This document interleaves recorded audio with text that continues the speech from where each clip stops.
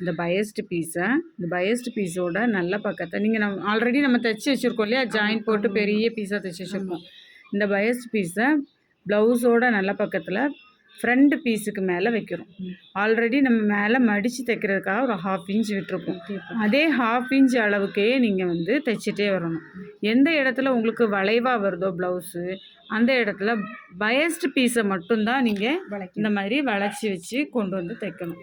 எங்கேயுமே ப்ளவுஸை வளைக்கவோ நேராக வைக்கவோ இழுத்து பிடிக்கவோ கூடாது.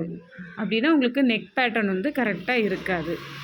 இதுக்கப்புறம் நீங்கள் ஒரே அளவு தைச்சா மட்டும்தான் அந்த நெக் நம்ம எப்படி ரெக்குயர்மெண்ட் நமக்கு என்ன தேவையோ அந்த மாதிரி அது இருக்கும்.